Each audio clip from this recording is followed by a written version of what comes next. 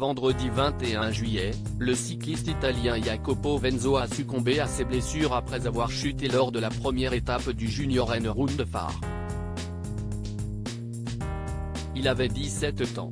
Le monde du cyclisme est une nouvelle fois en deuil. Jacopo Venzo, un jeune cycliste italien de 17 ans, est mort vendredi 21 juillet après avoir chuté lors d'une course organisée en Autriche.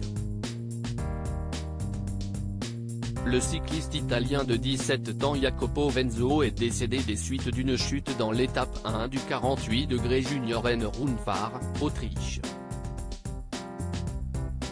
Il n'y a pas de mots pour décrire cette tragédie.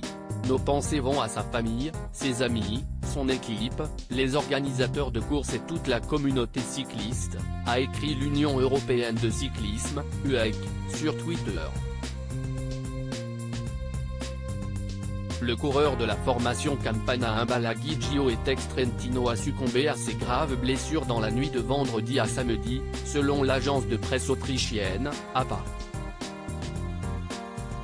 Suite à ce drame, l'épreuve cycliste, qui réunissait 140 coureurs juniors, a été annulée. Un décès qui intervient 5 semaines après celui de Gino Madère le 16 juin dernier. Le monde du cyclisme pleurait déjà la disparition du Suisse Gino Madère, membre de l'équipe Bahreïn victorieuse, décédé à l'âge de 26 ans après une chute dans une descente lors de la 5e étape du Tour de Suisse. Interrogé par l'AFP, le cycliste français Thibaut Pinot était revenu sur cette disparition tragique. Je l'ai appris pendant un entraînement à la Clusa. C'était très compliqué de terminer, j'étais abasourdi. Gino était un coureur qui, comme moi, aimait traîner à l'arrière du peloton et on se retrouvait souvent à parler. Je l'aimais beaucoup. Je m'étais échappé avec lui sur la dernière étape de la Vuelta. On était tous les deux ensemble.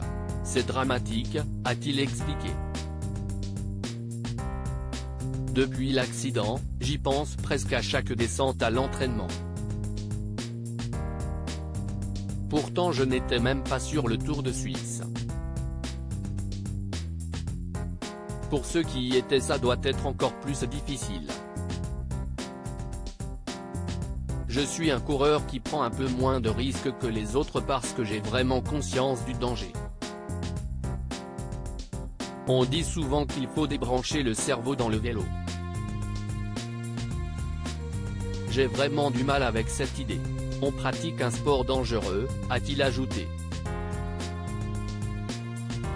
Une période noire pour le monde du cyclisme.